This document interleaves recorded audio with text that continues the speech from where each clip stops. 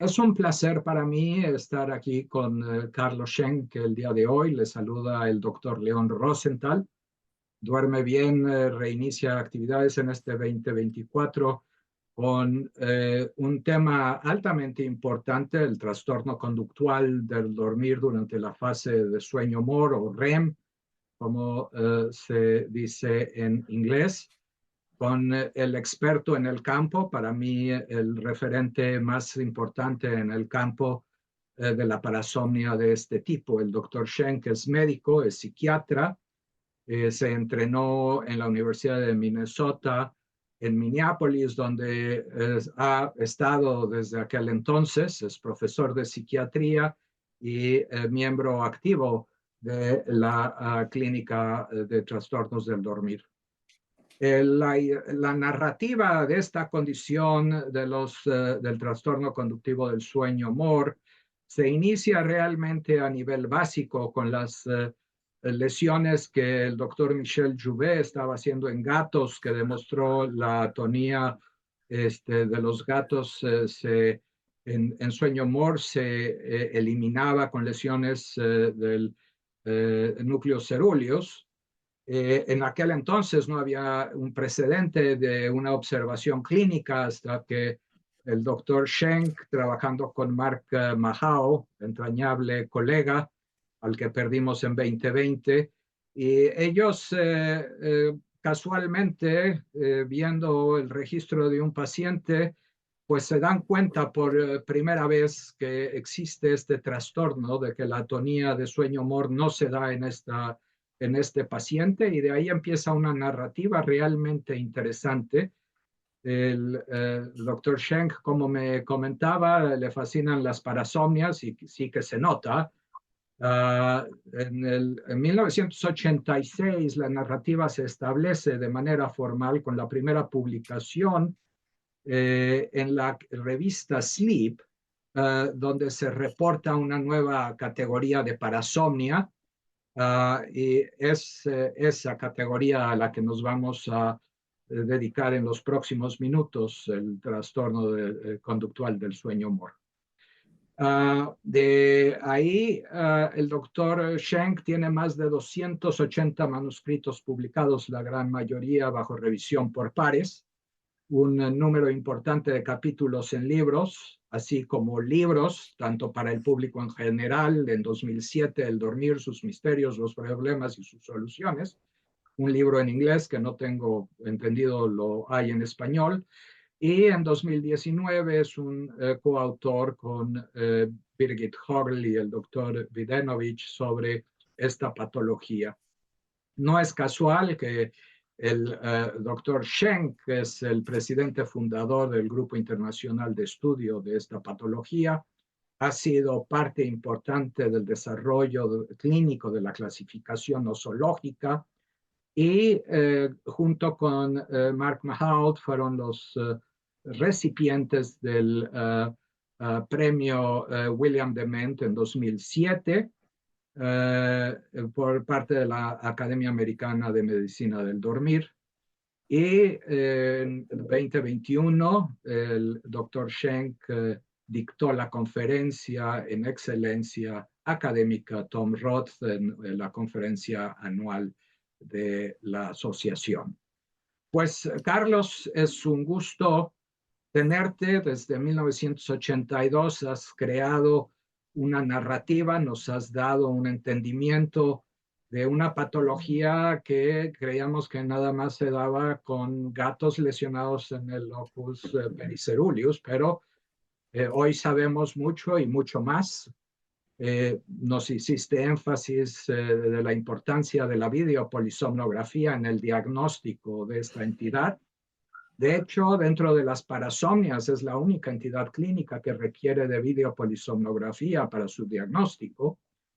Y pasados tantos años se me ocurre preguntarte por qué consideras que la videopolisomnografía es aún indispensable y qué recomendaciones tendrías para aquellos eh, doctores con acceso fácil a este tipo de tecnología para realizar el diagnóstico. Bueno, primero es un placer estar contigo, León. El placer es mío. Y también quiero empezar en decir que este trastorno es la primera señal de la enfermedad de Parkinson y demencia con cuerpos de Lewy. 90% van a desarrollar esas enfermedades dentro de 10 años. Así que es muy importante tener un hallazgo objetivo para asegurar el diagnóstico. Pero también tenemos que reconocer que hay otros trastornos que se presentan con comportamientos de manifestación de sueños.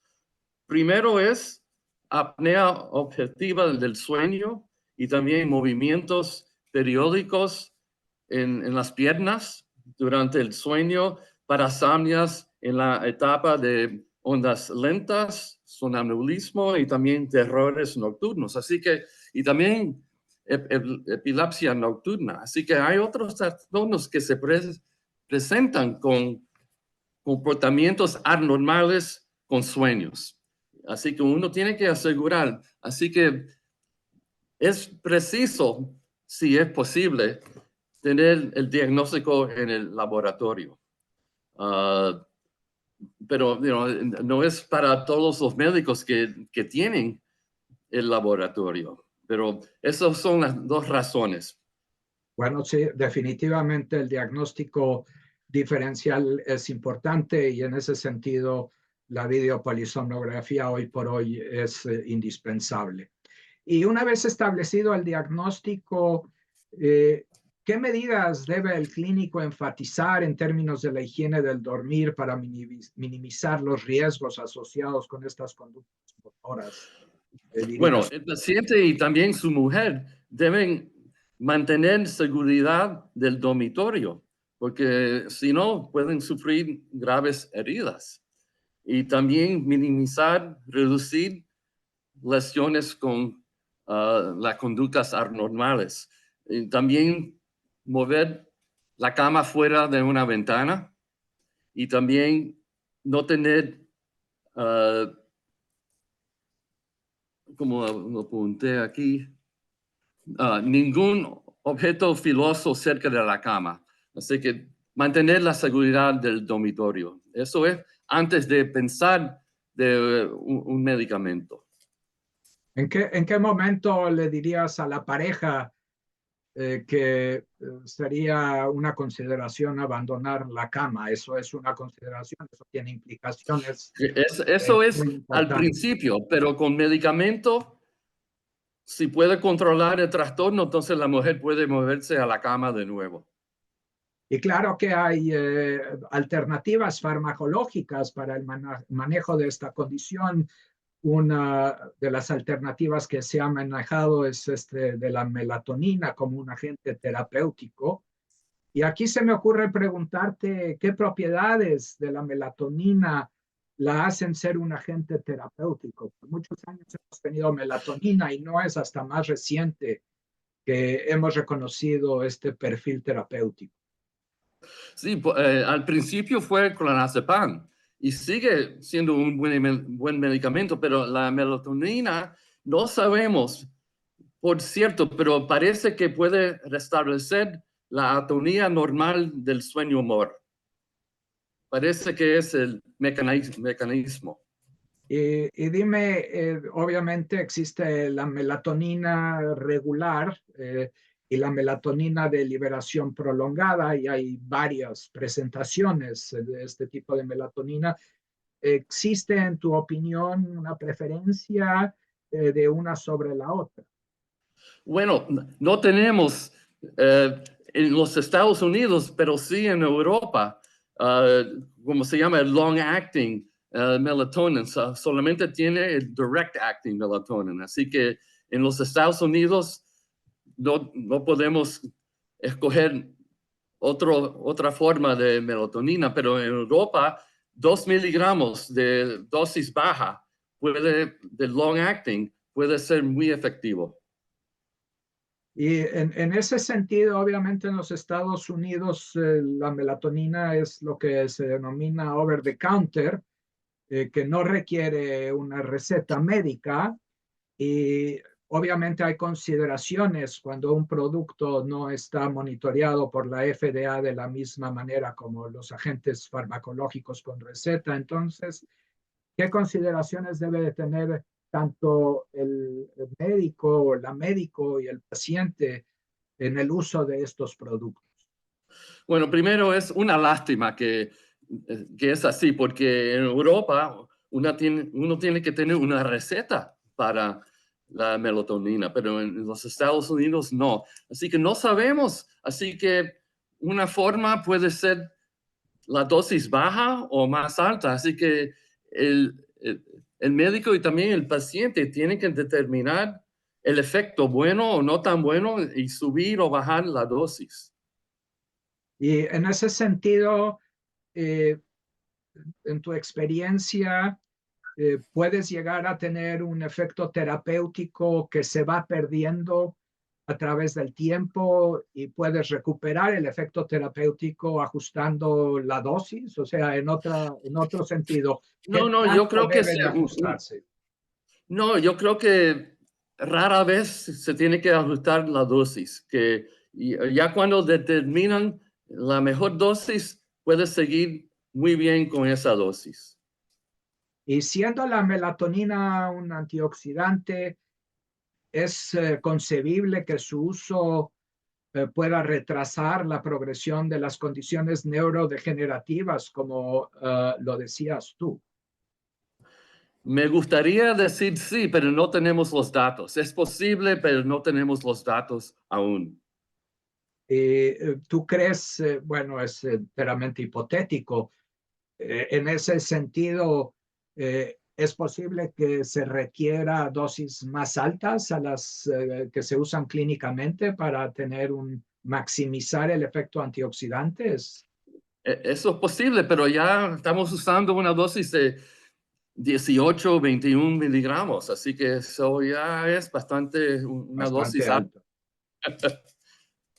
Y en ese sentido, pues ya lo decías, ¿no? Esto del trastorno conductual del sueño MOR es una manifestación temprana de potenciales sinucleinopatías, la enfermedad de Parkinson, decías, la demencia por cuerpos de Lewy o la atrofia multisistémica. Y de hecho, pues sí, esa es otra de tus muchas contribuciones en observar esta progresión de manera inicial, la cual se ha confirmado de diferentes fuentes. Y aquí cabe la pregunta, ¿en qué momento debe el médico abordar este tema con el paciente? Porque obviamente el paciente no necesariamente tiene ese concepto y crea todo tipo de problemas potenciales y en ese sentido, pues nos beneficiamos de tu comentario. Bueno, si el paciente es un adulto de 50 años o más, entonces él corre un riesgo muy, muy grande, claro, como había dicho.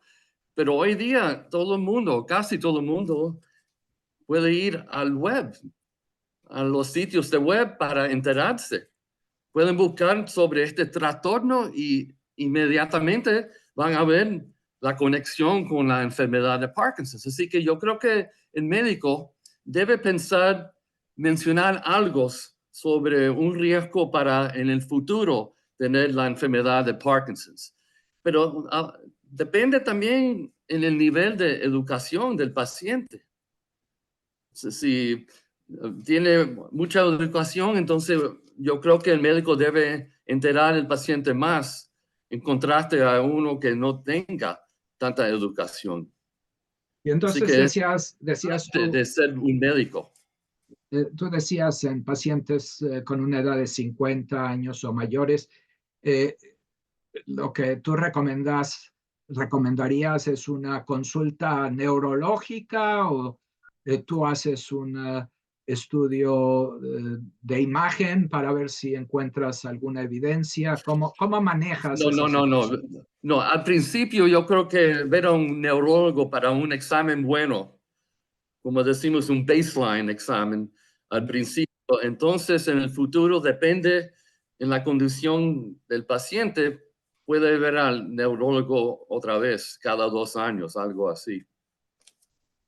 Y en ese sentido, comentábamos antes del inicio de nuestra plática el hecho de que el Grupo Internacional para el Estudio de esta entidad nosológica ha sido de vanguardia en establecer no tanto, además de pues los criterios diagnósticos y terapéuticos, también el estudio y la creación del consorcio de varias instituciones en los Estados Unidos también para ayudar a los clínicos y al público en general. ¿Por qué no nos compartes lo último en este sentido y qué es lo que está pasando en términos de lo que los pacientes pueden considerar si tienen este diagnóstico? Bueno, tenemos ya un sitio para pacientes y también médicos en el grupo en los Estados Unidos, en el Canadá también, el NAPS, North American Prodromal Synucleopathy. Y te voy a mandar el sitio porque tiene mucha información, educación para los pacientes y también para los médicos. Y lo que estamos haciendo ahora, hay 9 sitios en los Estados Unidos y Canadá. Y tenemos una reunión cada año y es un grupo muy bueno. Y lo que estamos estudiando ahora son los marcadores, el grupo de biomarcadores que indica los pacientes más probables de convertir en la enfermedad de Parkinson's o la demencia con cuerpos de Lewis dentro de 2 o 3 años, porque queremos empezar estudios sobre neuroprotección. Y más probable será anticuerpos contra la proteína alfa-synucleína que se propaga por el centro nervioso central, haciendo su daño. Así que yo creo que eso será el primer estudio. Espero que dentro de 1 o 2 años podemos empezar. Excelente. Y dime una cosa que no, una cuestión que se sabe y que tú también has hecho énfasis, el trastorno puede ser el resultado en algunos casos secundario a medicamentos como los SSRIs. Antidepresivos. Y en ese sentido, eh, existe cierta vulnerabilidad de que los pacientes desarrollen el problema de manera idiopática y simplemente el medicamento resulta como un primer para que se manifieste, o los pacientes que discontinúan el medicamento pueden estar libres del proceso idiopático. Puede ser una de los dos. Puede que van a seguir con la enfermedad de Parkinson o posiblemente todo va bien y no corren el riesgo. Aún no sabemos bien. Estamos estudiando este grupo de este trastorno iniciado por antidepresivos. Es una buena pregunta, pero no sabemos por cierto.